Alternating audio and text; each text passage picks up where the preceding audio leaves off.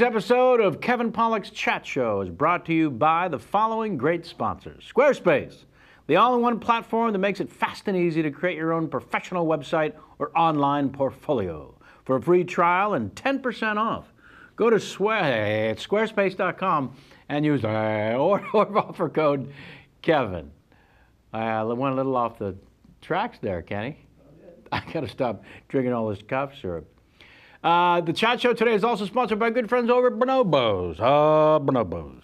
If you've not heard me talk about how much I love Bonobos, I want you all to experience what I have been telling others. Bonobos is a men's apparel company that has an amazing line this season. They have everything from your washed chinos, your denim, your sweaters, your casual shirts, your suits, your dress shirts, your blazers, you son of a bitch. Go to bonobos.com. That's bonobos.com for better fitting men's clothes. They're offering our listeners a special deal. Use the code Kevin to get 20% off your first purchase. That's 20% off with the offer code Kevin on your first purchase. As always, log on to bonobos.com to start shopping.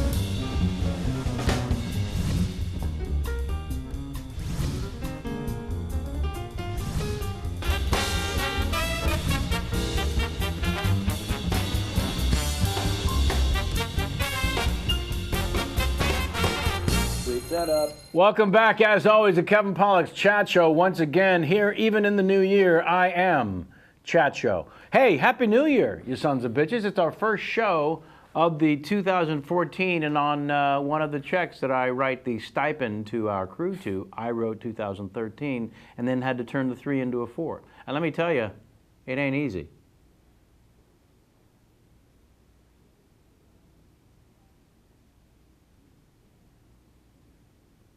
Buffer and gag still good in 2014. You can't get enough. Here's why you should watch the show, folks, instead of just listening to it, you fucks. We stream live on the YouTube, then we're up on the Hulu. And where else are we? On the iTunes. And how else can they get us in a visual manner? iTunes, Hulu, anybody? I don't know anything technical. Don't be looking this way.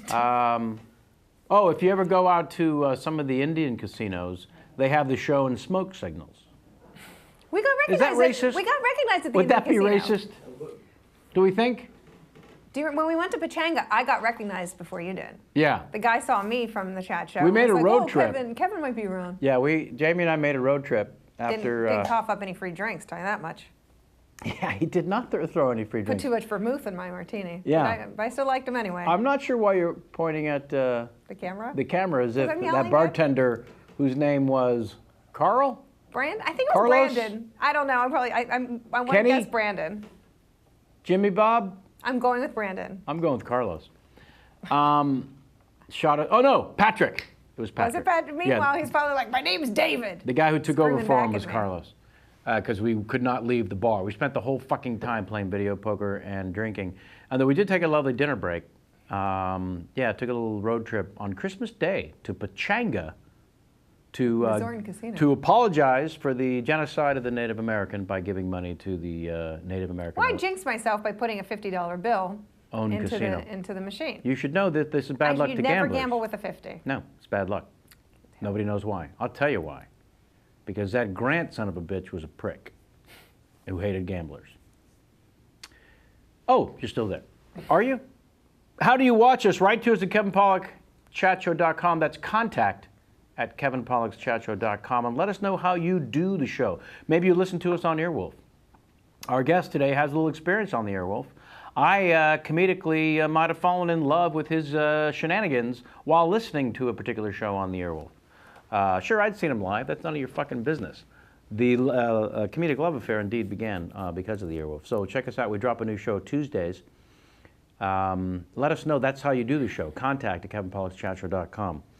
We have a pre-tape tomorrow that won't air till the end of the month. I'm not going to tell you who the guest is. Just suffice to say, when people often ask, who are your fantasy guests that you don't think you'll ever be able to get, which I always find annoying as a question, and if you see me out in the wild, do not ask me this question. It's annoying. I don't want to discuss things that I can't have. It's why I don't window shop or go to strip clubs. If I can't have it, meh. So I'm not going to tell you now who the guest is, but it's a big, big fucking deal to me. And in the world of comedy, he's, is he at Mount Rushmore? He is to me personally. It's not Harold Ramis. I will let the fans know that. Well, that would be Jamie's Mount Rushmore. Yes, it's not Harold Ramis. We could only be so lucky. So yeah, let us know how you're watching the show. Send us a Larry King game. Try to win yourself a free shirt, you son of a bitch. Again, send all this to contact@KevinPollock'sChatShow.com. Jamie, you got a birthday coming up? Anything you want to ask the viewers or listeners for? Nope. I got my nacho cheese pump for Christmas, so I'm good to go. Industrial strength. Yes. Restaurant. Like restaurant grade. Value. It will be utilized at the party. I'm very excited. There will be nachos for days. We're not kidding. It's a nacho cheese pump. And my favorite thing why I got that particular one, I being Santa Claus, was that it has the nacho display in photo. It's like that cheesy like late 80s, early 90s photo that's like nachos. Here's what nachos look like on chips. Yes. You need that in a color photo on the side of the machine. In case you're wondering, do I use this for hot fudge? What's this device do? Have you seen the Tom Hanks episode that we did just before the Christmas break? Go to the Earwolf if you want to listen. Go to the YouTube, the Hulu, the iTunes if you want to watch. 2 hours and 42 minutes. And he drank Pabst Blue Ribbon at one point out of both hands. I'm just saying it happened. Cranky juice. And he called it cranky juice. It was fucking awesome. Lastly, before we get to our guests, I just want to thank Lee Kostick, because that's a name, who showed me the best thing that Twitter has to offer. I've been on the Twitter since before we started this show, which is almost 5 years now. Early member of the Twitterverse. And it took that long for this to happen. So a couple of the gifts sometimes don't make it when you're using the mail. And one of the big annual gifts, which is a Simpsons calendar, which I simply must get for the Jamie. Otherwise, life cannot proceed. Why am I the Jamie? Everything's the Earwolf, the Jamie. You cross over the 42-year-old watershed, and everything becomes the internet, the YouTube. You're the Jamie.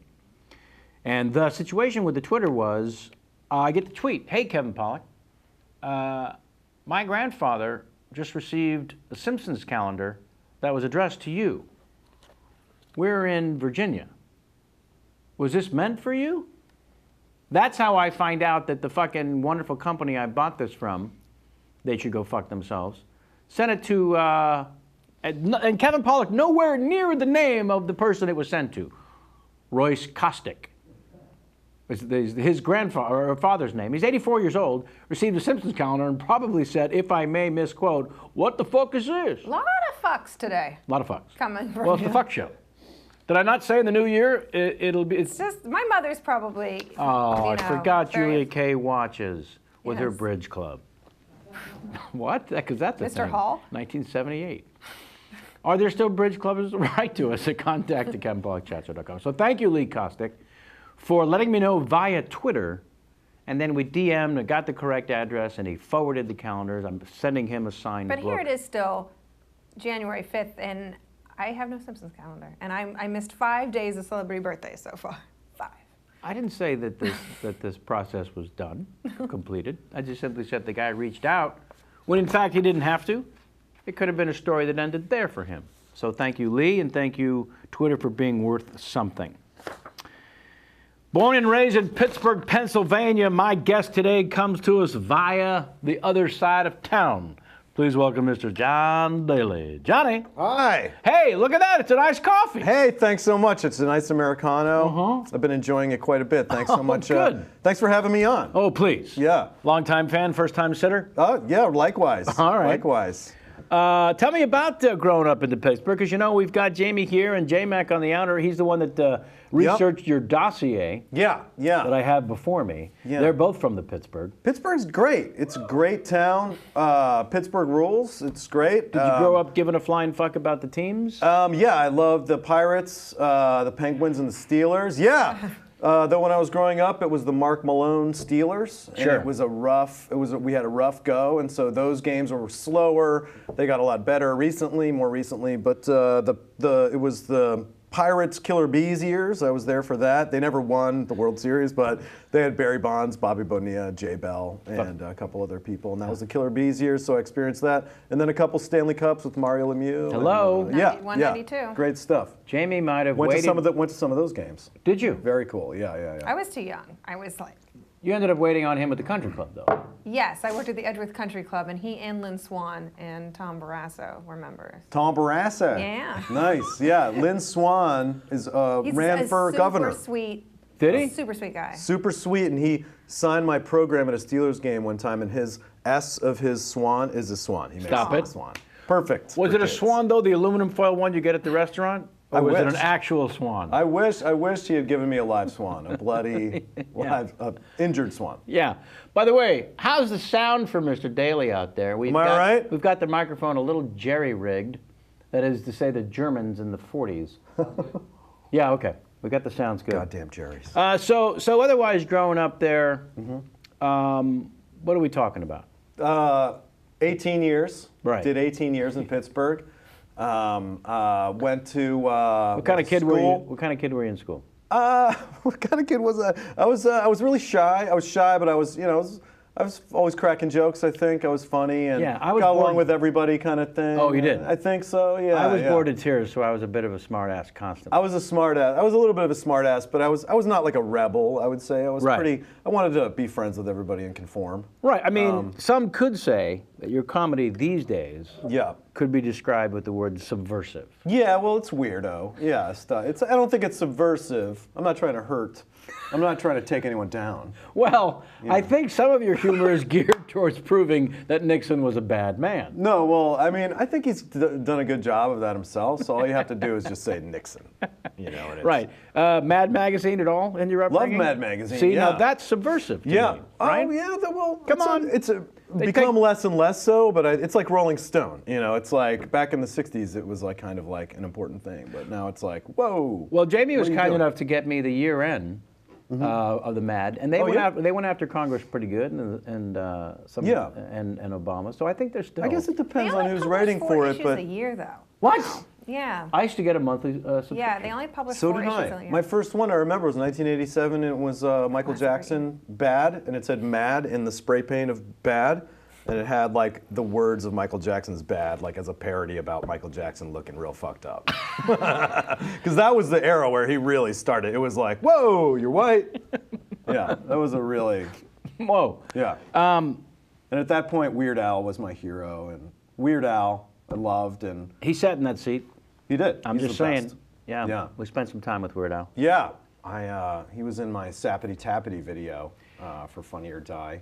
Yeah. He's so funny. I had the Sappity Tappity written down here. That started in the New York UCB? or- Yeah, New York UCB Sappity Tappity started. I did an improv show that was started by Matt Besser. Right. And Matt Besser actually was the guy who said, Daly, you're going to be playing a tree. So can you make a tree costume? And I said, I'll do it, because I wanted to be in this show. Sure. And yeah, so I made a tree costume, and then Out of? we did this out of. I had my roommate make it out of fabric, and it had I painted my face green, and I put my face. It's real dumb, and it's sappity tappity. And then I started doing it, and I kind of got bored with it, and so I made a drunk English rollerblading pine tree. Right. And then I started doing that. Yeah.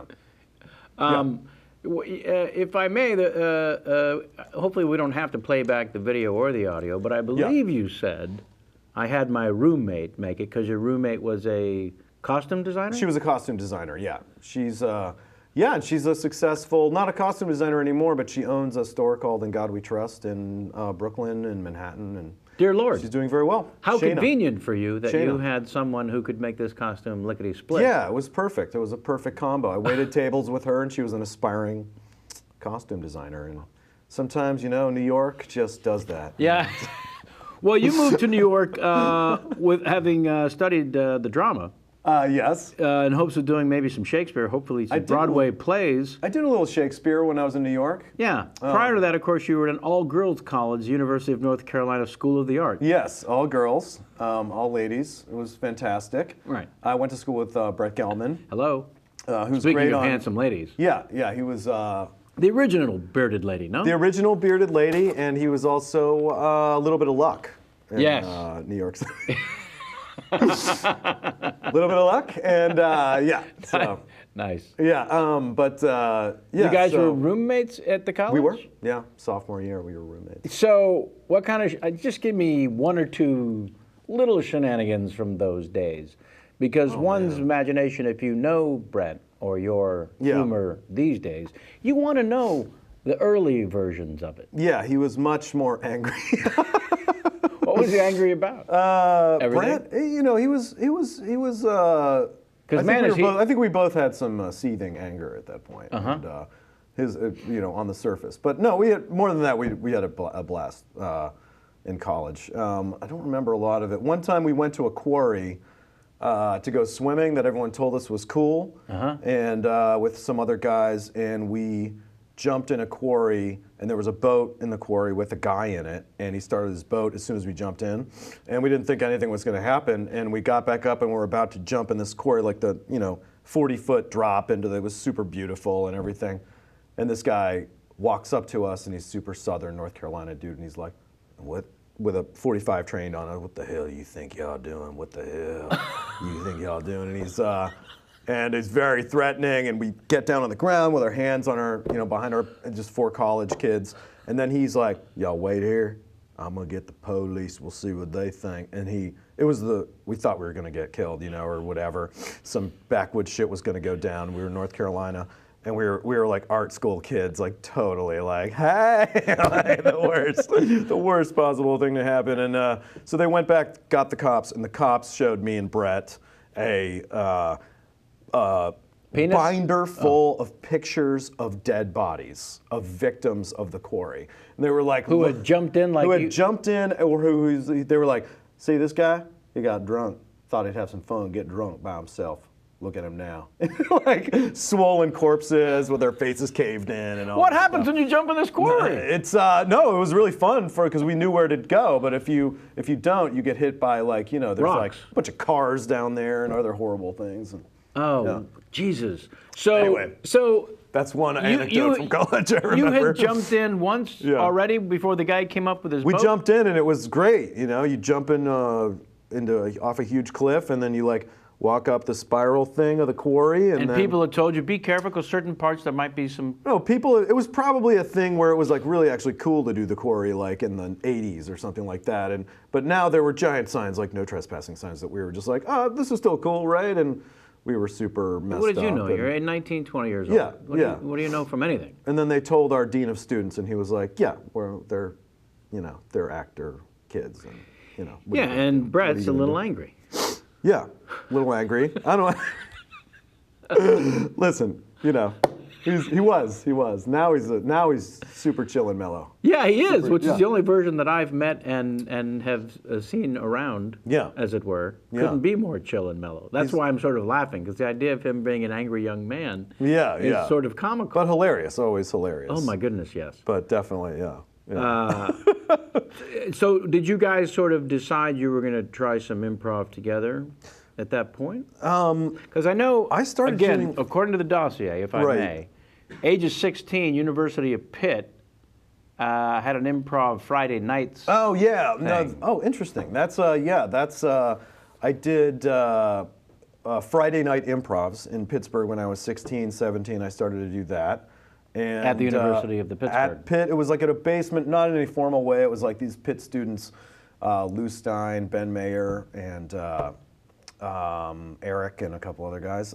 Steve Werber. They started a... we don't go out and show this to people. I know. I feel the need to mention everyone. Yeah, those guys were so nice to me is why I remember, because I was 16 and they were 28, 32, and they were Still come attending. every week and do it. And so I started started doing it there, and like it was a midnight or 11 o'clock show or whatever, and we'd go and do short form improv, and it was like something I could do, and it was awesome. And then I had already acted in school plays, and it kind of like made me want to be an actor even more. Yeah, see, I was doing comedy in school and thought about being a stand-up. By the time I was 17, I So you thought found my way into stand-up and a not couple improv. of places, yeah. Yeah. But the idea of 16 going to a university and doing improv sounds wildly more intimidating.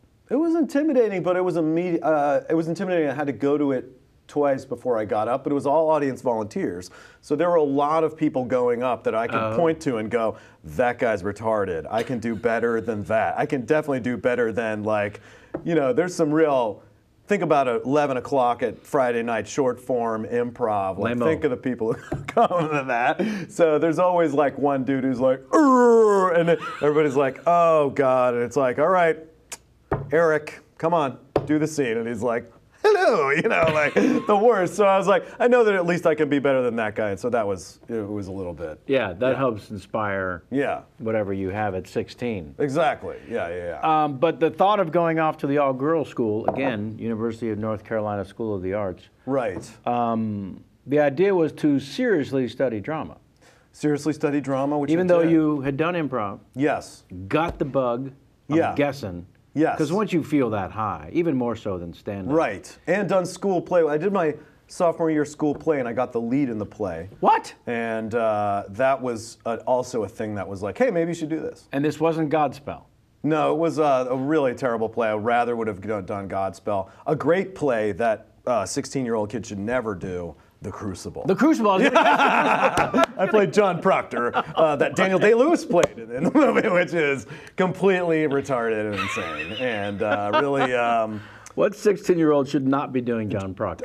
I know, right? I drew a beard on. It's a really great play when you're 16 because you're like, it's so simple. It's about social justice. Everybody knows what it's about.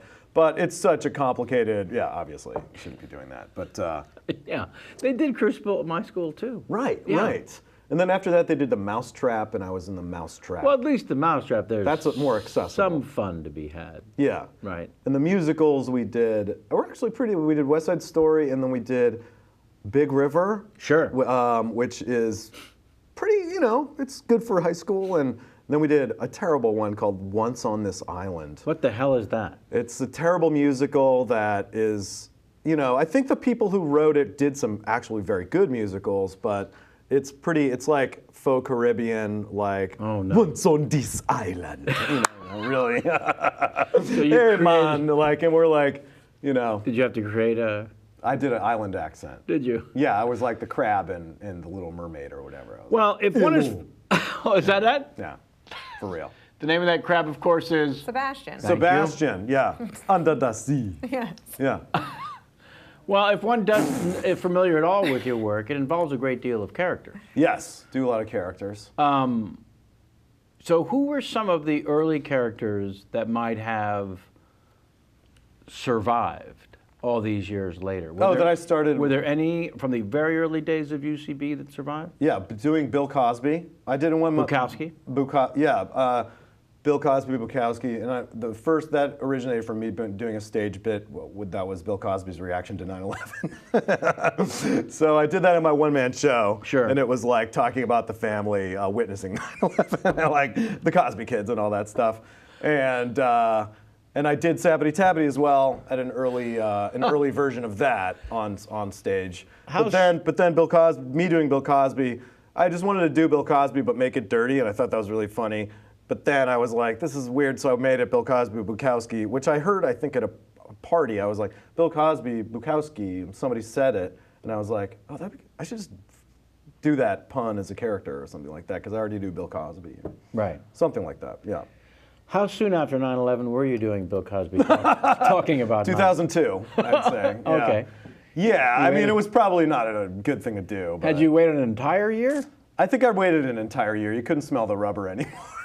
You couldn't smell the burning plastic in the air anymore. But I did do comedy shows during that time. Yeah, it was weird. I'm sure you were in New York during that time or whatever. But we're there. I think there was shows at UCB like these weird cathartic, like sweaty shows there, going on like pretty much like a few days after 9/11. People were like really, you know, in a positive way. Like, Well, you were know. living in the city at the time of 9/11, yeah? Yeah. I don't know that we've talked to anyone. Oh no! Did I open the? On I don't the want to show. open the 9/11 can of worms. Well, I just want to hear the funny side of it. Oh, No, I'm kidding. There was no. I'm so sorry, everybody. Oh, gosh, no. Please. Tragedy plus time, dear Lord, if that's Right. not the first ingredient. Yeah, enough time has gone by, right? Technically. Yeah. So, one of the interviews you gave, you spoke about the sort of silly power that comes with being an instructor at UCB. Once you had been there long enough, they Right. put you in charge of a class of some students that want to study improv. Yeah. And you sort of become Lord and Master over these young idiots. Yeah. Well, some of them are idiots. I'd say like, you know, there's a good mix of people who are like, there are people who know about comedy and are like, I want to be a comedian specifically or a writer or something like that, and I want to get in the scene. And then there are definitely like some lawyers who are just like, I think this would be great, you know, like this will help me in the court or whatever. And, Right.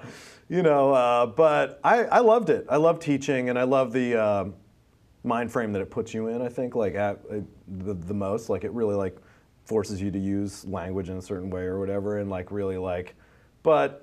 When you do I don't think that I'm a good teacher. I think that I'm good, very, very good for certain people that are more dedicated, I think. I think I'm not like a light, like I get harsh. I think I'm too harsh. But I don't mean to be. I mean to be very instructive, but I make people like crumble. I'm like, well, you know.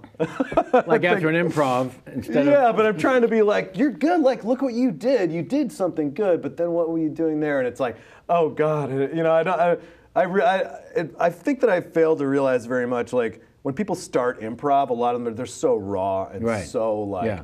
I don't know what, like, this is the first time I've been on stage, much less tried to be funny. God, this is the biggest risk I've ever taken in my life. Sure. And now this guy's, like, you know, picking it apart. Yeah. Like, fuck Well, you had come through the other side of yes and to a place where you were no but. Yeah, I was no but. Yeah, because I was so yes and eventually you know, that's the journey of improv. You gotta no but your way all the way back to yes and free your mind. You know, you start with yes and is really like ingrained, and then I'm just kidding. Yeah. But yeah, I love improv. And Mother, was you and the Gelman? Mother, no. Gelman was on a team called Monkey Dick, and Sure. then he was on a group called Death by Ruru. But Mother was me, Christine Walters, Jason Mantzoukas, who's a great actor, also and been here. Scott Armstrong, great writer, and Tara Copeland, Jesse Falcon, Jessica St. Clair. Oh, yeah. You might know. Sure, who has sure, a sure. show on USA, and a few other people I don't want to forget, but I was on that team at UCB for 10 years. Mantzoukas, I've seen improvise, and he seems like the kind where... The best. Yeah. Yeah, he's where, the where best. it's almost intimidating. Yeah. So, Very, very, very good. Yeah. so when you're in a group, Yeah. is there a moment where an alpha male of the group presents itself, and you constantly challenge that Interesting. comedic authority? Or, I mean, are you able to Yeah. look back on it? I a little? think, yeah, 'Cause there's- he's a powerhouse. Oh yeah, totally. Well, it's a very competitive atmosphere in a way. Right. But you're all working together in another way. Yeah, and you absolutely. can't- Yeah. So, but everyone at UCB, there's a micro competitiveness within scenes, even, you know, that you kind of feel, and then there's a macro. But the fact that we were getting to do this show, you know, every Saturday night for 10 years was like, so it wasn't. Eventually, it was just like, what's up? Like, Yeah. yes, you Right. know, like, awesome. And definitely in the early days, I was like, with everybody, you know, like, fuck you, you know, like you're like stand-up is the same way. You're like, what's this guy doing? And like, Yeah. why are they succeeding? And all that stuff. And there was definitely a lot of that. But then after a while, it was definitely like, man, I can't believe this. Like, we get to do one of those things where you have a sold-out show, like that you don't have to think about. You just show up and do it, and Right. it was awesome. You Right. know. But yeah, there's definitely like dynamics within groups, and sometimes like Mantzoukas would have the best night, and sometimes like Eason would have the best night, whatever. you know. Sure, of course. That's Yeah. just the way it goes. It's the way it goes, It's just yeah. that Mantzoukas has a machete in each hand and seems sort of bigger than life. Yeah. I don't know that I've seen him improvise or act a small moment. Yes. I'm sure he has. He's bigger than life. Yeah, well, he can do it. He can do it. He's a ginormous, like when he's on the league. Well, have you seen him on Enlightened? No. It's great, man. Yeah? He's good, like, and it's like very nuanced, and he's fucking, Yeah, I think he has the capacity of pretty much doing anything. Basically. Yeah. And you know. Having a beard, not having a beard. Right. Hating Jews, not hating Jews. Yeah, I mean, depending on the he day. looks, one side is just Jew hater, and the other side's just, Turns out he's really Greek. embraces Jews. Turns out he's Greek. Yeah. Yeah. He played Osama bin Laden in more than one show that I put on at UCB. I would think so. And then he put a moratorium on him playing that, which I respected. Yeah. He was like, you know what? I'm never gonna do this again. I was like, yeah, don't do that. I forgot to mention one of my New Year's resolutions. What? At the top of the show. Right. Happy New Year, by the way. Happy New Year. I'd like to hear your thoughts on the New Year's resolution because I think it's designed to fail and they're all just kind of silly. But I had a serious one. Yeah. Which was to find, capture, and/or kill Saddam Hussein. I think it's time. I think enough is already. Well, you love spider holes anyway, right? I do. So you'd be going and flushing them out. I'm not afraid of spider holes. A lot of guys don't want to go in. Yeah, I'll go in. Yeah, I know. So in same pitch with black me. night. Right. America, wherever, So yeah. To be honest with you, I wouldn't necessarily be fond of spider holes in Detroit. Right. I'd like to stay away from those. Well, Detroit's just messing up everything, so it's like. Pretty much. By the way, Detroit, I'm so sorry. Like, I've never said this in like a place where people in Detroit are definitely like, so sorry. Yeah, that sucks. Yeah, our heart does go out for you while we make fun of you. Yeah, while we make fun of you. Do know that it's out of love and respect. We're also shitting on the memory of Saddam Hussein here. I mean, that guy was, I'm sure he did a couple good things before he just became a tyrant. Yeah. Yeah. He got a little rapey at some point, I'm sure. Yeah, mass rapey. Yeah. Yeah. How much in your comedy thoughts, speaking of subversive or not, right, are you about too soon, too soon? That's a form of comedy that some people specialize in. Well, where you can't get to the painful part of it soon enough. Oh, right. Yeah, like. How do you weigh in on that? I think that I do. I don't care about that. I think that I don't care about that. But I do. There's definitely, there's some stuff that I definitely do that's like super offensive. Sure. I think less so now, hopefully. Right. That's, I did a lot of stuff that was, I think me and Brad with Crackdown and stuff, we did a lot of stuff that was so offensive that it made it inaccessible. And then we went, we're kind of wasting our time with this because we were doing like just really offensive things. Sure. For the sake of, and that's how it was differentiating. It's, like in a way. So I think going to that extreme and then but that wasn't about necessarily like topical, like too soon, like too disrespectful to make fun of this dead person's death or whatever. But, right. But I'm not like about, some people are on Twitter, like Jesus. I try and keep it. Speaking of Jesus, too soon, do you think? Keep it chilled. No, 2,000 years? Come on. It's okay. Yeah. We're all good? Yeah. Jokes away. Yeah. For those that are out there that maybe need a little of the Bill Cosby Bukowski, because I had a couple questions for him. Well, I will now force you to do Bill Cosby. For those of you, all right, let's do this. Okay. Ask away. Yeah. So glad you did this. So glad you made me do this. Having a good time already. Yeah. First of all, can we get you anything else to drink? I'd love some more water, Kevin Pollak's chat show. Water. Yeah, here, look. Boom. I've got this. It's like a restaurant. It really is. What are your feelings on legalizing prostitution in the state of California? 100%. They should legalize it with a stipulation. Yeah. It's all free, man. You don't have to fucking lay down no bread. So the prostitution should be legal and free. Yeah, they can't gouge you with the price. You gotta be free. No gouging. No gouging. Less gouging in the new year. No gouging, no monopolies. Right. And monogamy. Been married a long time. How you feeling about monogamy? It's 100% cool, man. Yeah. I love my wife. Right. Claire, I love my children.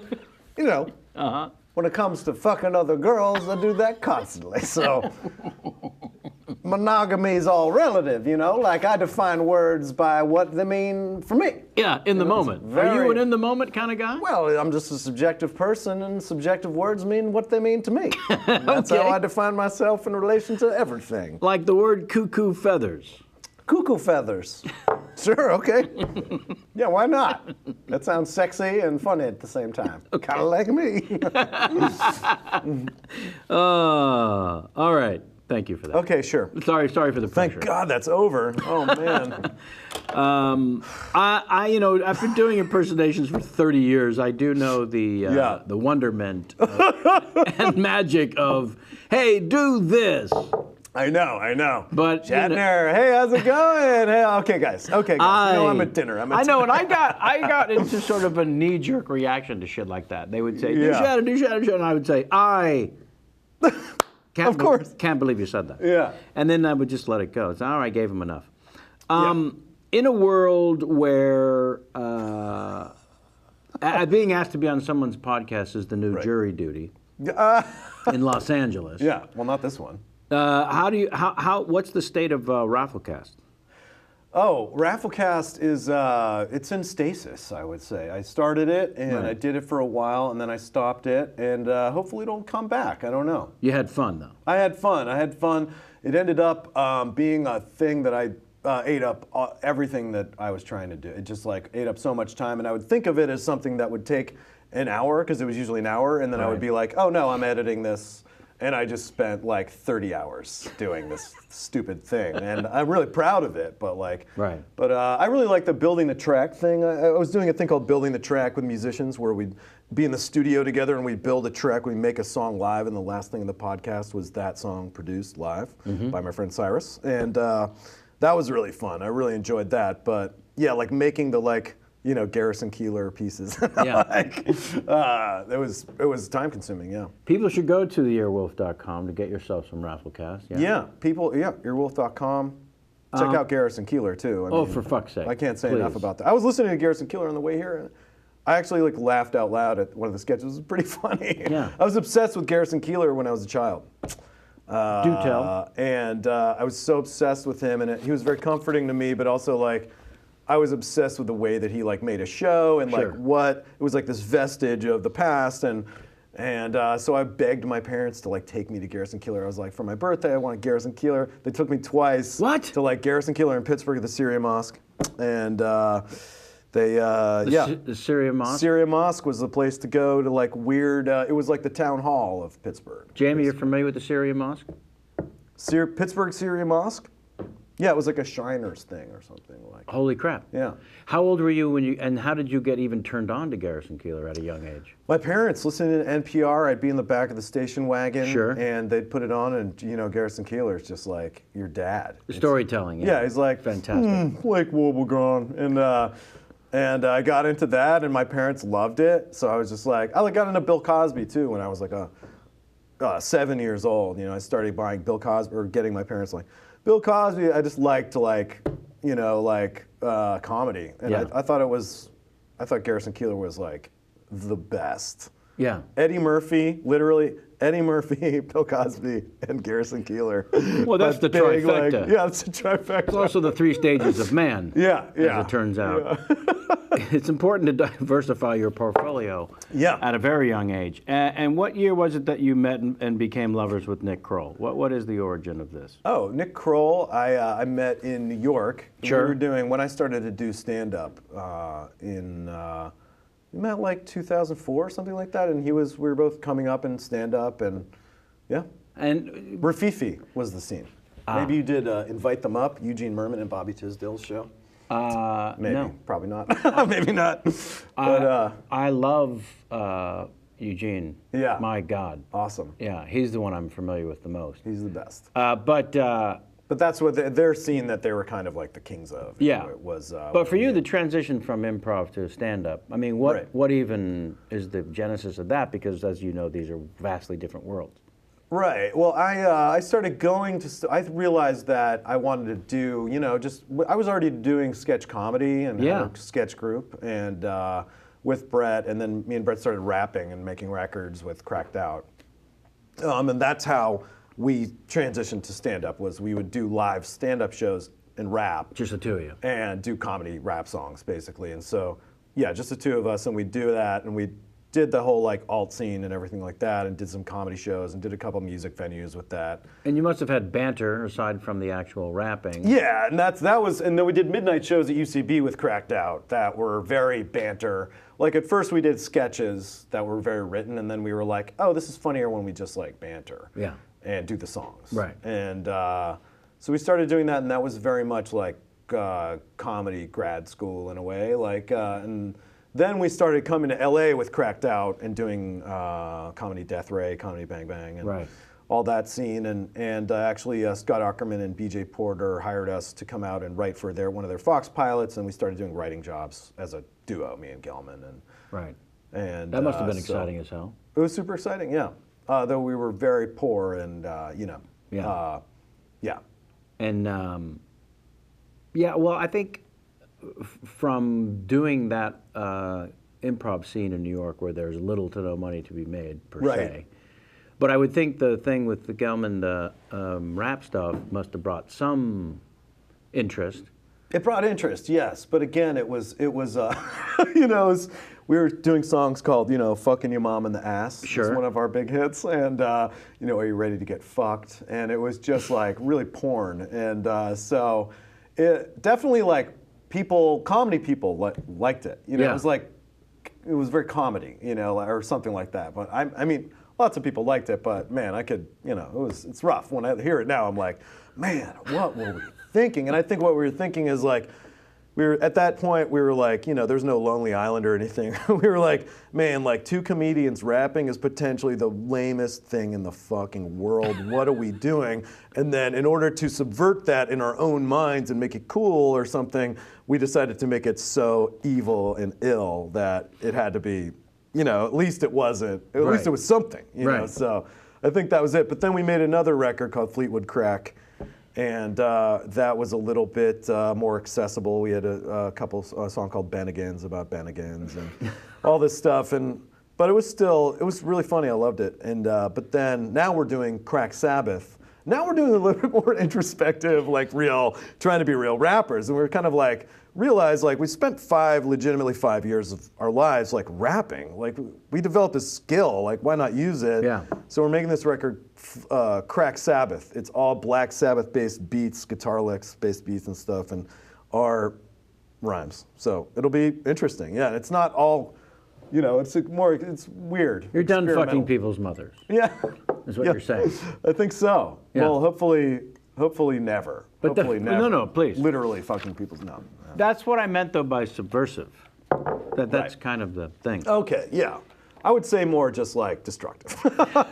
Yeah. Career destructive, like kind of shooting yourself in the foot. Well, yeah, but that's the thing about. Yeah, I know what you mean. Yeah. Aukerman saying come west and write on this pilot for Comedy Central. That's pretty fucking fantastic. Oh, that was huge. No doubt about it. That's Gateway City. That was a huge thing, and like those guys were ultra, supportive and helpful, and the whole comedy Death Ray scene back then was amazing. Yeah. To be a part of. That's how I first discovered the Aukerman. Yeah.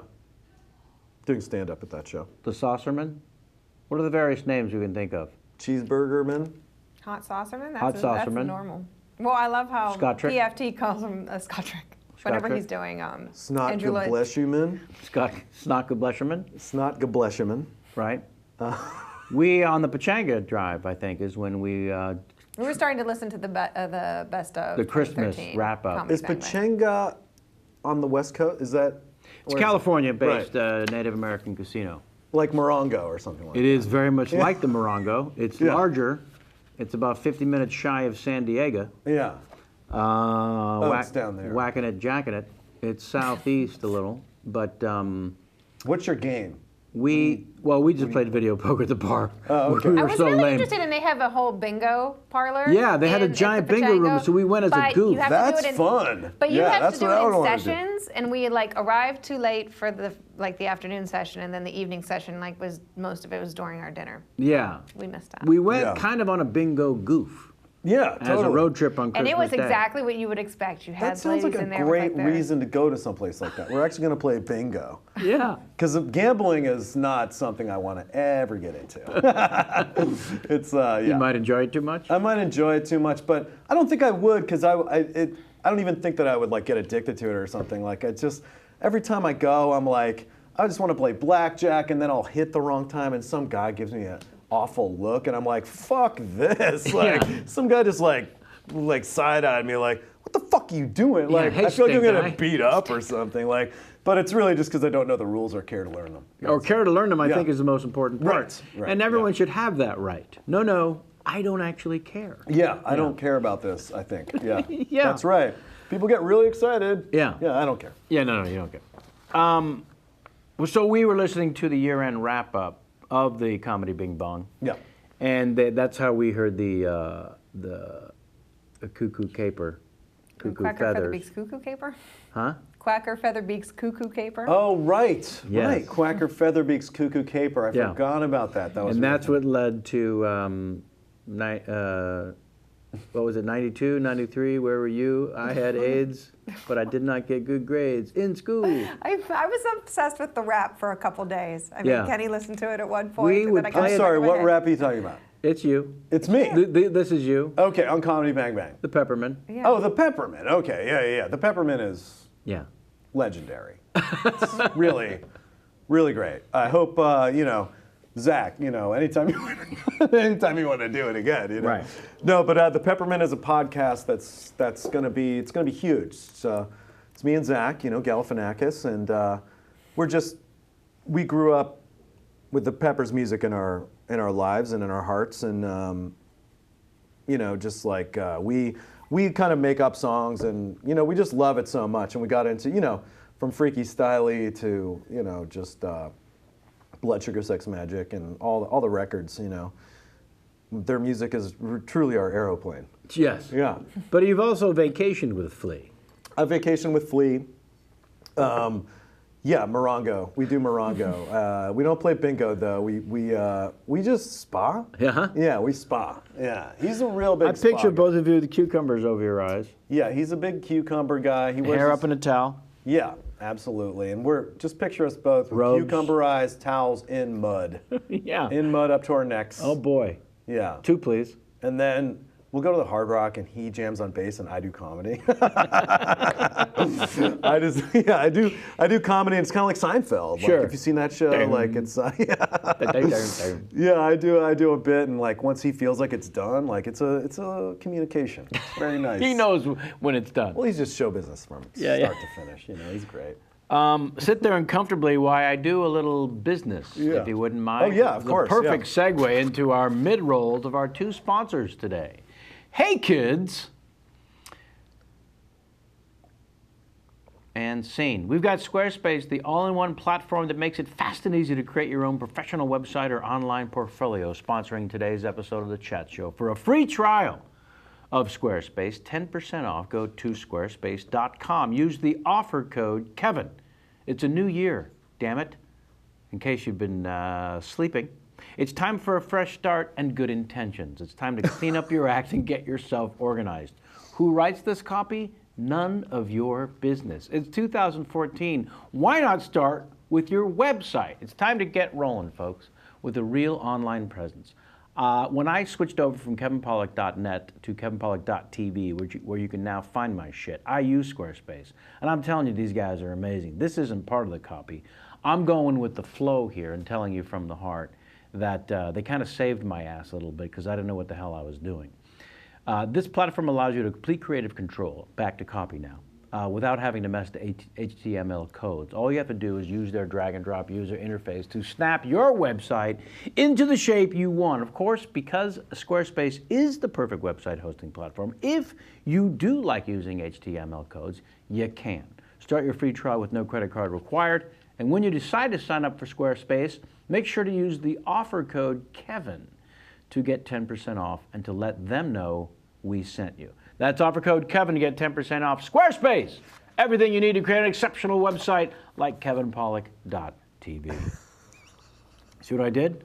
I ended up making it about me somehow. Don't we have another mid-roll? That's pretty good. That's it?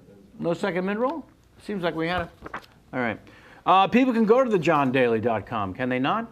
Go to JohnDalyIsJohnDaly.com, my website about the golfer Jon Daly. And, also, can I plug... Please. My imaginary friend is Kenny G, me and Kenny G. Yes. My imaginary friend is Fabio. It's the first in my imaginary friends series, and the second one is my imaginary friend is Kenny G, and it comes out on Tuesday on Funny or Die. Funny or Die, Check yeah. it out, I please. have this in the in your dossier. Yeah. The Funny or Die, where you get to... you're writing these pieces as well, I assume. Mm-hmm. And in an interview, you had said that acting with Fabio was kind of amazing because it was amazing. You've always sort of digged his shit. I've digged his shit, yeah. For a while. Yeah, I mean, Fabio, it sort of dawned on you that he was in on it. Well, I don't know if it dawned on me. Well, it definitely dawned on me that he was in on it when he did the commercial for, what did he do? He did a famous commercial, I forget. Let's not plug the product. Right, Fuck exactly. Let's not say the product, No. please. Thank you. It doesn't matter that none of us can remember it. He did I can't believe it's not butter. I can't believe it's not butter. It's a funny product. So anyway, it's a really dumb name for something that has lasted so long. Yeah. But Fabio, but when he did his CDs, you remember those CDs in the 90s? They were unbelievable, where he's just talking to a woman. He's like, woman, I love, and they made me laugh so hard when I was in college and we would listen to them. Yeah. Just be like, I can't believe this. Is this real or whatever? But he was always really funny and he was so great to work. He's literally just such a nice guy. I think he's just got all the money he needs for the rest of his life. And So how did you reach out to him? Funny or Die, Mike Farah from Funny or Die reached out to him, and I wrote the script and for my imaginary friend is Fabio, and then they gave it to him and he was like, yeah, I'll do it. It's like, whoa, okay. Yeah. And then we did it. And how I quick? remember he's cool about that because you were on an Man, he's episode super- of Conan. Yes. He was just there to do a sketch with Conan. Do Yeah. you remember that? Yeah. I do remember that. Yeah, this was back early 2000s. I wonder what age quite a while he ago. is, but He's still timeless and looks. ageless. He's timeless and ageless, and he had his shirt off, and One he still looks place. amazing, Yeah. and he's still amazing hair. And the girls, we had a bunch of bikini girls or whatever for a pool scene with him. You got to. And these girls were at first ironically, but then very not ironically, kind of going for him. And up in to it. his ultra credit, he was just like, okay, I'm going to go. And he was like, no, goodbye. Wow. But there were definitely girls that were like, hey, you big 6'5" horseman. Is he that ginormous? go. I don't remember him He's huge. He's up there. Yeah, he's like 6'4", 6'5". If I'm not mistaken, I think the gag was he carried Conan out. Yeah. Right. Like in one of the Harlequin novel covers. Oh, I think of that was the course. gag. You feel very safe in his arms. Yes. Yeah. Do you? Have you in fact been there? I've been in his arms. I've been on his shoulders. Uh-huh. We've done it all. And so that's the first one of my imaginary friend is Fabio, and now the second one drops when? Tuesday, and it's with my new buddy Kenny G. Tuesday, you're January 7th. January 7th. Yep. And how did that go? So great. Kenny G is hilarious and totally opened up his estate in Malibu to us. His 5 houses on one property in Malibu that go spiraling down a cliff into a cove that is his backyard. By As the it way, should be. Yeah. Let's be clear. Kenny G's just the nicest guy in the world, and he's just got the most beautiful house. Again, it was crazy. And without this location he gave us, his next door neighbor is Barbara Streisand, who lives a mile away. And, Sure. it's crazy. And but he opened up his house and was willing to do anything. It was so funny. He's making stuff up and suggesting stuff, and then he's just playing his saxophone, which, you forget, but the dude is totally insane. It's ridiculous. It's insane. Yeah. And he still wakes up and practices 3 hours a day before he does anything. And the rest of the time he does concerts and stuff, but from what I can tell, he kind of chills out. He's like, I got to lay this table or whatever. He's also a scratch golfer. He's a really good golfer. No, literally scratch. Like he could be on the tour if he so was inclined. Yeah, he's like the only celebrity golfer that's like really ridiculous. Good. Yeah. And I've run into him several times over the years, and you're right. He couldn't be more sweet and endearing, and but comedically, I never knew what his chops might be. Yeah, I mean, you're happy to report he brings the moment to him, and he lives in it. You know, like you can't ask for more than that. Yeah, can you? And he's also like suggesting things as we were shooting that were really good, and I was like, dude, let's do that. You know, like he's really good. He's like, you know, show business lifer, knows how to be, knows how to do it. Yeah. We have some questions that were, before we get back to the Kroll of it all, because I'm excited about this launch of season 2. January 14th, Unbelievably excited. I'm so excited. But to reiterate, there was no bonobos mid? Just at the top at the end, bonobos? Or square space at the end? Bonobos at the top. Just at the top. Those sons of bitches. All right. Bonobos. Bonobos. These questions are designed specifically for you by your fans, either via Twitter, what you're at Jon Daly, JonDaly.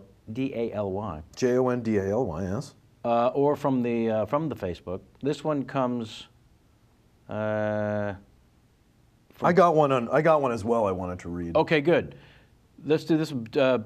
P.W. Hauser, please find out if John is actually dating Anthony Mackie or if it's a rumor. Only in my dreams. Right. You know, I hope Anthony Mackie's well. I hope he's great. Clearly his career has exploded.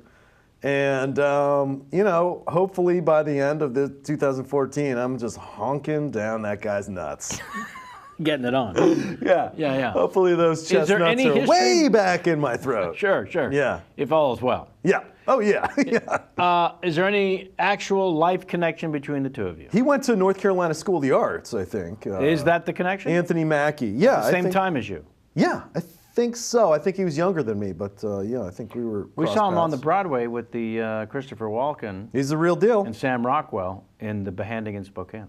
Oh, how was that? Unfucking believable. Right, I remember that. One of the greatest nights of the theater I've ever had. I've got a little thing. Would you like to read? Yeah, I don't read that. Who's this one from? This is from Dwayne Reeves at Mr. Freddie Glove. Sure. At Mr. Freddie Glove.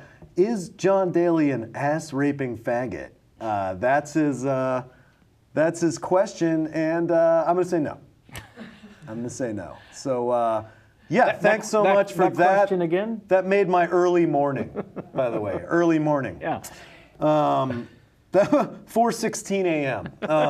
Is John Daly an hashtag ass, hashtag raping, hashtag faggot? So that's a real piece of shit, that guy. I mentioned earlier. Fuck you. How about that? I mentioned earlier at the outset, I think, the wonders of Twitter.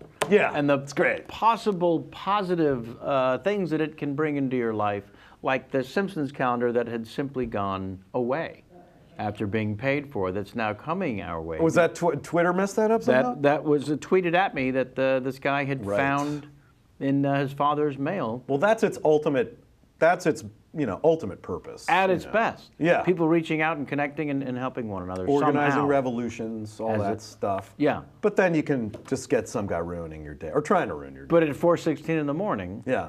But we just read the tweet live, so maybe he wins. No, here's how. Did he win? Here's how he does win. Right. We don't care. We don't care. I mean, you're garbage, but you know. Yeah. Congratulations, we read your tweet live. Anyway, let's go. Let's move on. The more time we devote to. I think it's pretty great that we devoted any time because we got a chance to show the flip side. Right. Of my example, which was the best thing Twitter has to offer. Now we see what the worst thing, lower than a dead snake's belly in a wagon track. Yeah. Hey, what'd you ever do, you jerk? Anyway. You fuckball. And also be more specific with your questions. Yeah. I don't know that was specific enough. Yeah, I mean, that was a harsh question. Well, it was just lame. This one is from the Facebook, which I am not a part of. Let's make that clear. But these are 5 this or that, Coke or Pepsi, no correct answer questions designed specifically for you by your fans that we like to call a Tweet 5. T5, T5, T5 forever now. David Thank you, Keckner. Dave Keckner. Congratulations on the Anchorman 2, doing some kick-ass business. Okay, Chicken ready? Of the cave. Sorry. The what? Chicken of the cave. A chicken of the cave. Oh, fuck. He's got this, I yeah. haven't seen it yet.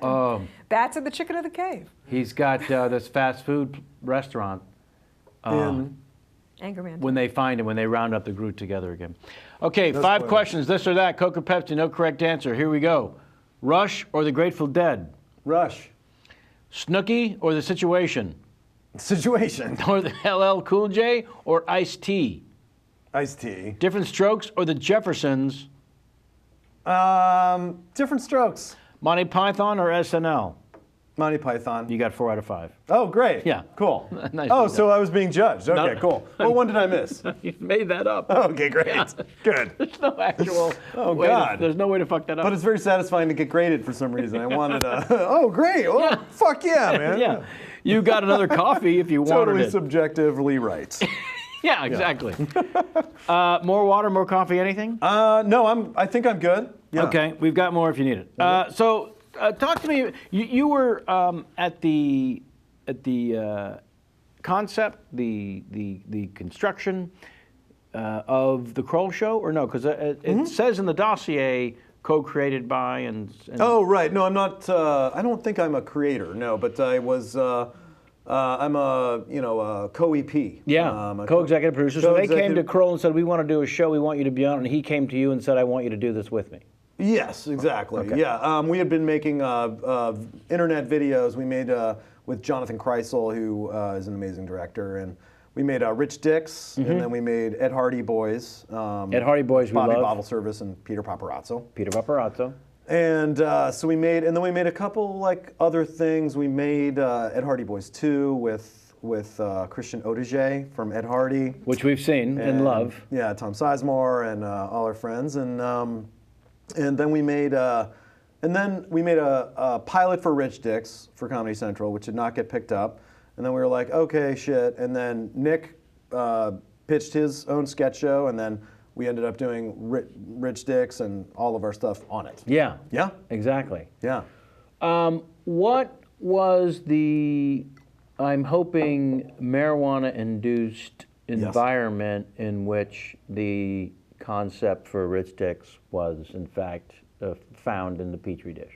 Rich Dicks was, I did a character called Wendy Shawn. I did Wendy, who was like the richest man. I did these dumb knock-knock jokes that were just about like a rich person being evil or whatever as a bit, just to flesh out this character. And Example Nick of that saw would it. be, An example of that would be like, knock, knock, who's there, my sailboat? I don't know. I just wanted to do like, I basically was just trying to do like James Spader, you know, and Pretty in Pink, like steal his character. And Yeah. it's basically just like James Spader, you know, hey Blaine or whatever. Yeah. And I'm Blaine, you know, so it's that. You Yeah. know, it's just Which kind of is that's- fantastic. Yeah, Let's be yeah. clear. I loved it. Yeah. Yeah. And then Kroll saw that, and then we were like, we should be, you know, and we had already, like, Funny or Die was already, like, very generously, you know, like, me and Gelman had made stuff there, and I was making the Fabio videos and stuff, and they'd been super cool and open to us doing stuff, so. basically saying whatever the Mike fuck you want Farah, yeah, Mike Farah from Funny or Die was basically whatever the fuck you want to do, and we were like, we want to do these, like, vignettes for Rich Dicks with John Kreisel, and we did those, and then we did, Funny or Die was very instrumental in, you know, just putting our shit up and letting us do all that stuff, and in the reverse for, you know, Bobby Bottle Service was an extant character, and I kind of did a similar thing, and we ended up doing the Ed Hardy voice just because it was kind of like a fun idea, and yeah, to do. yeah. We became a little obsessed with Rich Dicks in the first season of the Kroll Show. Yeah. We just couldn't get enough. Oh, great. Honestly Thank you. and truly. Well, now there is a Rich Dicks billboard, and Mike Farah just sent me and Nick a picture of a Rich Dicks billboard at the, you know, just kind of like entrance to Beverly Hills, Sunset and La Cienega. Oh my and God. it says, consequences are for poor people. And it's got us drinking champagne and pouring it onto, like, you know, Sunset Boulevard, which is amazing. And then, and it says Rich Dicks, obviously. And then there's, which I love. And then we have designed the Rich Dicks subway posters, New York subway posters, with our mouths kind of like open Sure. and So they ready for cocks to be drawn. We have purposely designed them for cocks to be drawn on our faces. Nick's mouth is very like turned to the side and just ready for a dick. And my mouth, I have my hands like this holding champagne, and it's just ready for a dick. And so please, and what we're trying to do is like actually get teenagers or whatever to draw dicks on us with paint pens or whatever, and take pictures of it and send it to us, and we'll making a blog of it. So, where should they send those photos? To us on Twitter, Okay. at John Daly. If you guys out there can find, if there happens to be already a random photo of the billboard of Rich Dicks, that would be incredible to throw that up if you can find it. It seems when we watch you guys in the Croll Show that you, in fact, have absolute freedom. We do, yeah. Is there any input at all at this point from the network in terms of creative? Well, there is. Creative notes. Well, Kent Alterman is, the head of Comedy Central, and he has been, and everyone has been at Comedy Central very much insanely inclusive and really like you can do whatever you want. Like really like, and I feel like we had. They just trusted, Nick and and Kreisel and John Levinstein, our head writer, and who was on Arrested Development. Right. And I feel like they were just like in the best possible way, like creative enablers. And I feel like that's the way that they're kind of like running their ship, and kind of it's just really been impressive with Nathan For You and Key and Peele and Kroll Show, like all these new shows. It's just like great, and that really comes from, the top down, Kent Alterman and all the execs there kind of being like insanely cool, and basically like it's not like they don't give notes or feedback, but it's like they're very much like your vision and supporting Nick's vision, and and also we're very neurotic about, and John Levinstein especially is very neurotic about presenting to them like we're, the idea that we're going to be just, we want this to be, we want it to be good. So it's like, I think they trust that. Yeah. So, yeah. And so how comfortable are you with that executive producer role in the television world? If you come from improv and you come from free form, again, I'm going to use the word subversive comedy stylings. Right. The idea of playing well with others is a new hat to wear.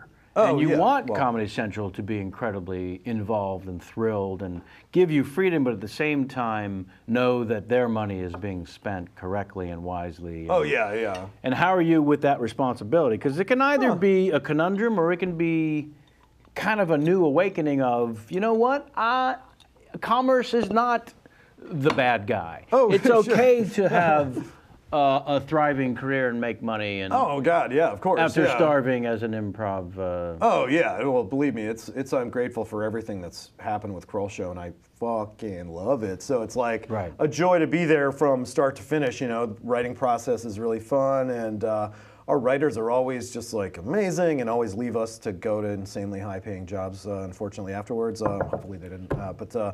Well, what is the writing process? How much can you tell us behind the scenes? Oh, there? it's You got a second season. The writing process for the first season was a lot harder than the second season, obviously, because we were creating the show and making up characters, and Nick was very much, kind of like, he invented probably 8 characters for it, and along with Bobby Bottle Service and all the other, and Rich Dicks and all the stuff that was kind of in place, it was just like, what about this? And that's how we came up with, me and Joe Mandy came up with like Wheels Ontario and the Canadian Degrassi type show, and like all that kind of stuff. And Nick, through force of just trying out shit, kind of like came up with a bunch of sketches, and so that was a lot more like, oh, we're pushing out this thing. And the second season was very much like, what's the next step for the Rich Dicks, and how can we have a season-long arc for them? And what's the next step for Bobby Bottle Service? What's his season-long arc? And so we made a bunch of new stuff that is, I think, the next level for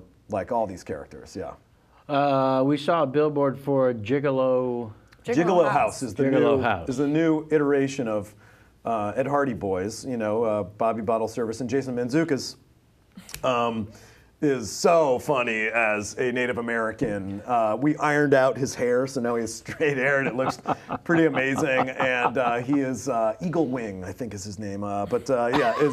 And Peter Gallagher is our pimp, is a tuxedoed pimp for all the gigolos, and it's basically the show Gigolos with the Ed Hardy Boys and Mantzoukas and a lot of like, and also the Old Spice guy, Isaiah Mustafa is in the Gigolo house and has an insanely nice body. So shout out to that guy's body. And so that's the new kind of like season arc of those guys. That's pretty awesome. Yeah.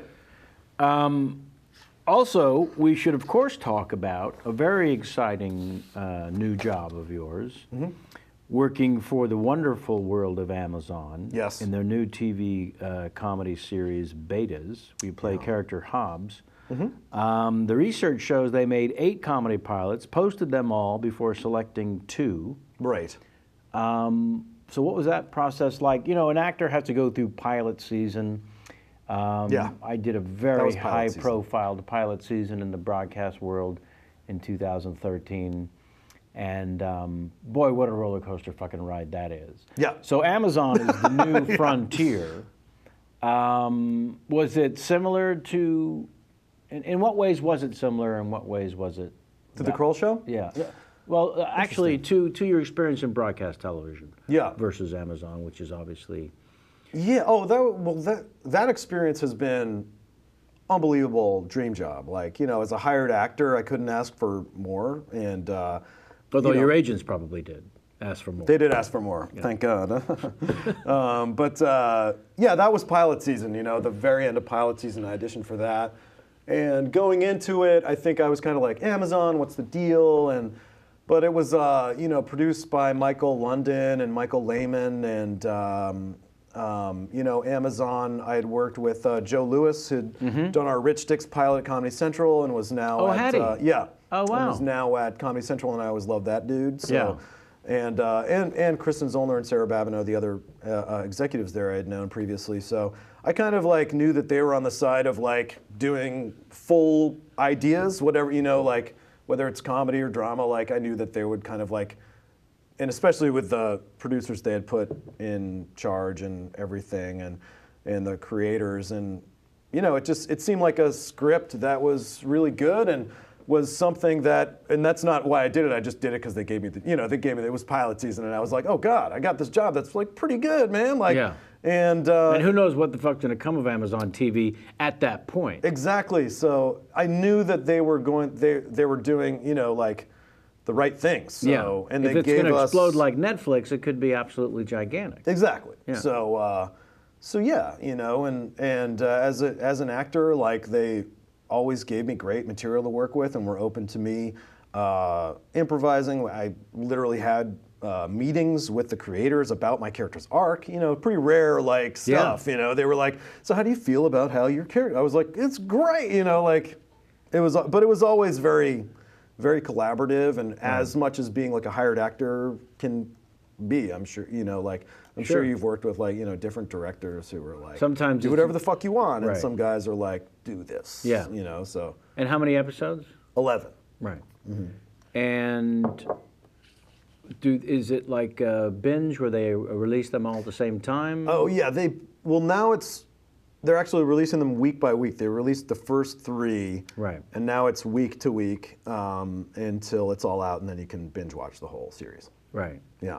And so, what's the initial feedback that you're getting? It's interesting because there's really no metric for it. You right. know, they're like bouncing it off of their own expectations. So they're saying like, our expectations were this certain number, and we're getting this number, and their feedback has been like, great, but we have, you know, they're bouncing it off of nothing. Right. So it's interesting, but they've definitely like been super cool, you know, and the higher ups at Amazon have been like, it is very much, as huge a company as Amazon is, this TV element of it does very much feel like, all right, like a bunch of people going like, we're kind of trying to do this, you know, like it's like, let's do, and they're doing it right. I'm hoping that for you, it's as cool as being at sort of the forefront of a new platform can be, because right. they have been so ginormous in their own world. And then to step into original programming is exciting as hell for the creative community. Yeah. And the fact that they don't really have the same sort of release style.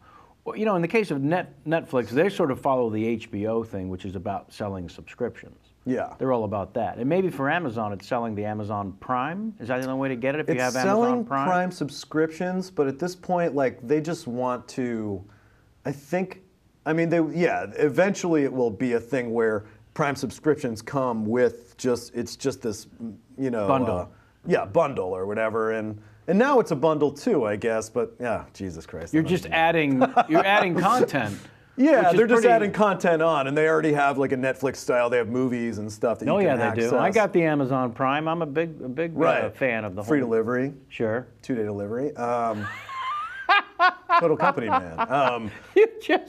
You just absolutely. I think we should just talk about this deal, man. Like, it's such a great deal, you know. It really is. Because it's practically nothing. Yeah, it's practically nothing, and if you order a few things, like, oh God, I can't. Isn't it funny though? I mean, it's nice to see another creative person that. Here's the thing, and you don't even have to be sports oriented to want your team to win. Whatever team that is, if it's a group of friends that are in a creative thing and an improv team, you want everyone to win, even though it's competitive for getting stuff on the show.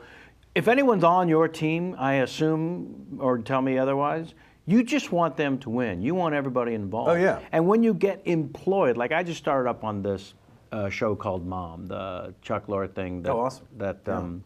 Allison Nate Jack. Cordry. Yeah, love Nate Cordry. He's awesome. Dear Lord, we're going to have him on. We had his brother, of course, Rob. We want Nate on. And I just sort of walked onto this show that had been going for half a season, ready-made. Yeah. And I had not seen it prior. So when they called and asked me to do it, I started watching a couple episodes to know what I was stepping into. And I sort of drifted away from the multi-camera sitcom world as a watcher, even though I grew up on it, because there were just too many of these false sort of beats on it. And so much of my comedy influence on TV now comes from something like the Kroll Show, or comes from Parks and Rec, the one camera or the two camera sort of Curb Your Enthusiasm. I love Veep, you know, Matt Walsh doing incredible fucking work on there from the UCB, of course. And I just drifted away from that multi-camera world, and I watched a bit of Mom, and I saw there was some pathos along with the comedy that allowed for the silly behavior of a sitcom platform to be okay. Yeah. Because they actually had these... And great actors. And amazing fucking actors, and great writing. And so anyways, it sort of renewed my interest in that. And I found myself instantly cheering for the show, cheering for the network. Of course, that I otherwise didn't care about. Because, oh man, this network. Monday nights, come on. And you just instantly become, I want this team to fucking win. Yeah, you know? Hey, if I buy a Volkswagen, I'm like, fucking Volkswagen. I think I might go to the factory, you know? That's right. Next time I'm in Germany, I might stop by that factory, All right, so Amazon is pretty fucking cool, I assume, to be working for. Totally, and so, they've got those drones now. It's great. Yeah. So where does the show stand? It's being launched and it's out there and it's. Oh, we're at episode 9. Episode 9. So episode 9 just came out with the lovely Sandra Oh. And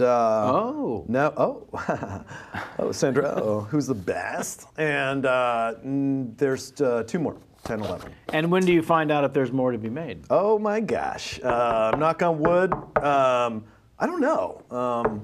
Hello? Yeah, I actually don't know. Mommy? Yeah, come on, guys.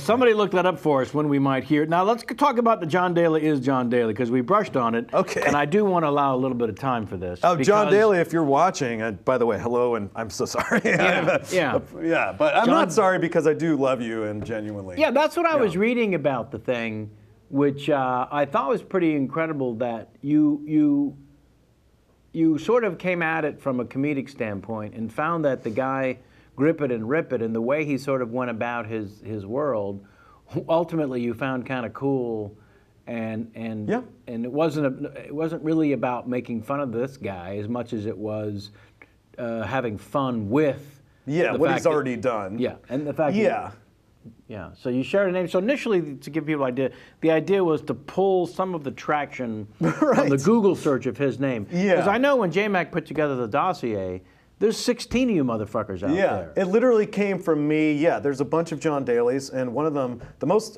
famous and popular one, is actually a Scottish soccer player. Who is apparently the best fucking soccer player, because there's a lot of articles about this dude and like drama about like, what is he gonna do now? Did he break his ACL or whatever? And I get them all on my Google alerts. But so all the Google, if you Google search me, Jondaly, the first 50 choices would be always John Daly, the golfer, because he's been famous for 25 years or 30 years or whatever. So it totally made sense. But every Google search, and I was like, well, I'm a comedian, I kind of want my own Google search at least. That'd be nice. Especially if, my name's spelled right. Right. So I made this website, John Daly is John Daly, Jon Daly is JOHN and it's basically a bunch of pictures of me, and it is an instruction manual to get them to proliferate on the internet, which has happened a little bit. And they're pictures of me as John Daly, so it's John Daly as John Daly. They're putting your face onto him walking on the golf course and what have you. And they're kind of inspired by his fashion choice, definitely the loudmouth pants, which he is, getting out there in his lifestyle. He has, he's like Rodney Dangerfield in Caddyshack. In fact, he has that golf bag with a TV in it. He's like, he has that exact guy. He had it made because he's just like, fuck this. I'm doing it. Yeah. I'm drinking, I'm smoking, and now he's healthy and sober, and I'm kind of like, making fun of the cultural idea of him rather than he himself. He himself has been sober for 5 years and is actually like doing really well and is probably making a lot of money. I love that you know this now about him. Like I know everything about him and have known everything about him. That's a thing since I was 11 years old, and he won the British Open. Right. So he wins the British Open. Because he had your name? Because he had my name. Or you just like the cut of his jib? Yeah, well, I ended up liking the cut of his jib because I was just like, this guy, when you're 11, you're like, this guy has my name and he's famous, he's a golfer, he's funny, I was just like, whatever. But then I was like, oh, this guy is legitimately funny and insane. Yeah. And is like no one else in golf. I mean, he's like a NASCAR dude fan is in golf. Well, I love that photo you posted on the site, John Daly is John Daly, where it's all these guys, I think maybe at the Masters, in their suits and shit, and he's there in Levi's. And he's just like, fuck you. I don't care about your dumb rules. I don't care about your style. And that was so, as my dad was a huge golf fan, and I was always kind of like, this is a snooty sport. I want to play hockey. I don't care about golf. And also in Pittsburgh, you can only play like 3 months of the year, I assume. Yeah, that's true. But yeah, so I just want to say, I want to reach out to John Daly, and I want to work with him. Well, he recently started following you on Twitter. He followed me on Twitter, yes. So that makes me maybe think, and the Chili Peppers did too. So that makes me, because that's not based in. That's based in total. That is based in the Chili Peppers like being my favorite band of my life for like 3 years of my life. You know, when I was in high school. But again, I'm totally making fun of things, but I don't want to hurt anyone. So, it's like no. It's like the Google search thing was just an excuse to make the website. Well, there's the term making fun of. There's a fuck you way of doing it, and then there's a really funny, clever, inventive way of doing it, which is clearly what you're doing. Yeah, and maybe not Bill Cosby, Bukowski. I don't think there's any excuse for that. I don't think if he saw that, he'd be like, I want to meet this guy. He probably hates me. Where do I find this fellow? This fella's really got it going. He does everything I hate as me. Anyway. I'm sure it's been but I have utter respect for him. Yes. I'm certain it's been suggested, but when are you and Adam Scott going to get together and do an ad John? Because there's a golfer named Adam Scott as well. There's a script. There is? Yeah, there's Adam Scott just won the Masters, and me and Adam Scott, the actor, are talking about doing an Adam Scott and John Daly. Me as John Daly, him as Adam Scott. I knew that wasn't an original thought of mine, but So I knew there had to be something in the works. Okay. Yeah, we'll see. There is something in the works. That is exciting. In the works. We'll leave it at that for now. I wrote it. Continue knocking wood and know that it's in the works. Yeah, it's in the works, man. All right. Do we have any other? Anyone want to call me any names? Ask me if I'm a criminal. I'd just like to include the audience. Well, they asked, at Michael Wood 94 did ask, he loves the Bill Cosby Bukowski, and he's wondering what inspired it, but I think we covered that. I think we covered that. Yeah, and the Peppermint we covered to your satisfaction, Jamie, because we really did become a little obsessed with that song. Oh, great. Yeah. In specifics. The song's great, and hopefully, you know, what will really make the Peppermint happen is if we can do it one more time to really solidify it. Yeah, I mean, let's just say, without saying too much, Yeah. there are other efforts afoot. Yeah, there are other efforts afoot. We'll see. We'll See where it goes. Yeah, it depends. It just depends on. What else? Well, okay, first of all, I did have a question here. I don't want to skip over this. It's very important. Okay. When looking into Ben Stiller's eyes, how do you keep from getting aroused? Oh, wow, it's really hard. He's got a really tight body. He's really hot. And, Right. He's got piercing blue eyes that just look right into your soul.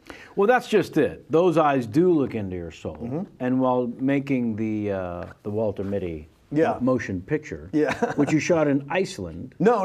Just got- New York. I didn't get to go to Iceland, unfortunately. what the fuck? I know. I didn't have any scenes in Iceland, so I was just I'm a corporate pencil pusher, so I just was in New York. What was the process of getting and being in that film? It was amazing. I just auditioned for it, and First then- audition was with. first audition was just with the casting director, and then I. The old put on tape nonsense? Yes. Is there anything worse? There's nothing worse, but this worked out. Yeah. So it was fine. Yeah. There is nothing worse, actually. Yeah. Send a tape to New York or whatever. Yeah. There is nothing worse than that. But Because I always picture whoever's going to be looking at the tape, the director, the filmmaker, that they're taking calls and having lunch, and they're just, okay, well, throw in those audition tapes now. Yeah. While I multitask on these other 7 things and not really paying attention. And Yeah. how many people actually get cast from a tape, you know, because the filmmaker wants the person to come That's into what the room. That's what pilot season is about. Yeah, especially when you live in New York City. It's like, send a tape. Just might as well just like take a shit on it and throw it in the ocean. There's no way you're gonna get this role. Right. But yeah, so I just auditioned for it, and then the next audition was testing with Ben Stiller, and he was like super. You know, he knew Bill Cosby Bukowski, which was awesome. And I think Mike Rosenstein gave him my videos or something like that, and he was like, I like your Bill Cosby thing, and then I got the role. So I was like, that's great. So when you say test with Ben Stiller, Screen test, yeah. they actually did the full makeup, wardrobe, screen testing. He's directing and acting in the scene with you. Yes, but they didn't do makeup, wardrobe. They just did. He was very much just like, I feel like the studio gave him a lot of autonomy, and he was just like, I'm going to do this on a small scale. So it was like at a, Rachel Tenner, and just really. Come on in, we're going to really throw this down. Let's just do it, and then like, let's just do it again. Right. Okay. Loosen up. You're nervous. I'm Ben Stiller. He was like so cool, like really Right. cool, and yeah, it was awesome. And then I shot it in New York, and I was there for 2 months, and it was the first big movie I ever got to do. So First big studio movie. well, I was in Bride Wars. I'm in College Road Trip with Raven Simone and Yeah, Martin let's be clear. Lawrence. Let's be clear. Yeah, College Road Trip, and then I'm in Bride Wars with Anne Hathaway, and I play Candace Bergen's assistant. Sure, but is That this was- one of the first? But that was the first time I had any sort of role where I had. Yeah, I numerous mean, lines. it seems like this one is maybe the first lead role. Ish. One of the leads. Well, Well, according to the call sheet. according to the call sheet, yeah, yeah, I'd say, Yeah. yeah, sure. But I mean, there's certain freedoms that you have in your comedy that can either be taken away when doing a studio movie, Right. or encouraged. Oh, it was very much encouraged, yeah. Well, that must have made you feel good. Yeah, I mean, working with Ben was very much working with a comedian. I'm a huge fan of the Ben Stiller show. I've just been a huge fan of like for me, like all of his shit, and the Ben Stiller show, all this stuff with Bob Odenkirk on that, and Yeah. everything was a huge influence of mine. So when I showed up, and he was directing, so I was a little worried about like, oh man, he's going to be so flustered. But it was just like cracking up and like acting like comedians act when it was like very. He was just like, yeah. It was like you felt that like feeling, like he just wants things to be good and funny, and Right. or the funny things to be funny in this case, and the dramatic things to be dramatic, and Right. yeah, he was chill. And then he'd act, we'd do like 20-minute takes, and then he'd take an iPad and just fucking go, all right. And I was just like, whoa, just watch himself, like watch himself. Masturbate a little. So do this. No, like the opposite, like stress, like oh shit, okay, we got to do this. All right, like it was an impressive dude. Yeah. I was like, whoa, man. Yeah. Yeah. Well, it's a lot of hats to be wearing in that moment. Yes. Yeah. And what do you say was the most important thing you learned from the experience? From that. From that particular job. Oh, it was, not to be intimidated on a $100 million movie. It's just like, you have to just act like, I think the most valuable lesson just came in doing it. It wasn't like something I can express, but it was more like something like I'm sure you experienced earlier in your career, which is just like the first time you do that.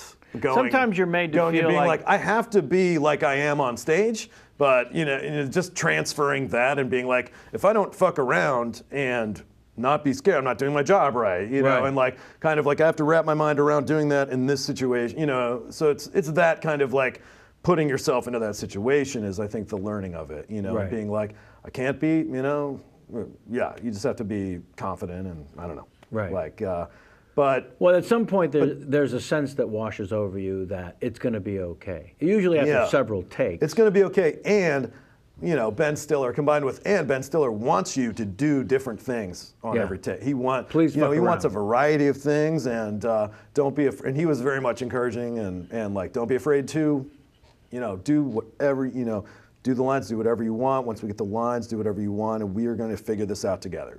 Like he was very, so that was important. And the way that he handled himself and handled us as, and Adam Scott and everyone, and giving him the freedom to kind of develop his own character, and Right. pretty top notch. Pretty amazing though that giant studio big top circus. The way that even the difference between craft service. It Unbelievable. becomes crystal clear. Unbelievable I difference. see. Yeah, vegan craft service is over here, and non-vegan is over Yeah. here, literally. Like, The kosher cutlery yeah, is on this side of the table. yeah, That was one of the first things that caught my eye in almost a comedic way. yeah. Was the vast difference on an independent film, craft And then on a service. Disney. Yeah, Yeah. yeah. Not that Walter Mitty's Disney, but Disney always has, for some reason, just like, I'm always like, whoa, nice. These Well- peanut butter pretzels are batter. Yeah. Who cares if they're in the shape of a mouse? Yeah, exactly. It's nobody's damn business. All right. One of the last parts of the show will certainly draw on your multiple decades of improvisational training. It's called the Larry King game. All right. And at some point after I explain what it is, you'll look into your camera and you will play the Larry King game. And here's how it works. Yeah. We love that moment. Our head writer, Jamie, came up with the game. We love that moment when Larry had the show on CNN. And before going to the phones, we go to so-and-so town, hello. Before doing that, he would look into the camera and share something about himself that technically no one wanted to know Right, or right. needed to know. Yeah. That's the moment I'll need you to recreate. Oh, man. So okay. here we go. Pressure's off in this regard. I want a bad Larry King impression. Right. I don't want a good one. I love it. Let's yeah. be clear. Yeah. I want a bad one. I love bad impressions. Much funnier. And then give me that moment where Larry shares something that nobody wants to know, and then go to the phones. Okay? And if the name of the city is funny sounding, I'm not going to be upset. Okay, great. There's your camera. When you're ready, let it rip. All right. I'm John Daly, and this is Larry King Live. I'm Larry King. My shoulders are big. I got the suspenders. Look at it. Look at this. It's all happening. I am 5'10", between 5'10" and 5'11". I'm somewhere in between. That's where I am. That's what I know about myself. I'm John Daly. I'm from Pittsburgh, Pennsylvania, and my parents now reside in Mars, a small town north of Pennsylvania. Shout out to my brothers, Austin and Matt. and my parents, Chris and Cindy. I'm sure you're watching, parents. And we're going to go to the phones. Jimmy Crackcorn in Manitoba, Saskatchewan. We're going. Yeah. You like that? The Larry King game. Manitoba, Saskatchewan, Sure. two different. At its finest. You right, can't okay. be. Yeah. Doesn't make any sense. No, Yeah. it doesn't. And that's what we're hoping for. Okay, great. That's comedy gold, is what Thank that you. is, sir. Thank you. And that's all we could ever ask. Any wrap-ups over there? Or just a comment? A side comment? Comedy Gold was the name of Comedy Gold. Kenny's improv. That was Kenny's Improv sketch group, as it turns out. Really? You studied at the UCB. Hey, we're Comedy Gold. That's really great. I like to. Were you at the UCB for the studies? Yeah. Kenny put in some time with the UCB studies.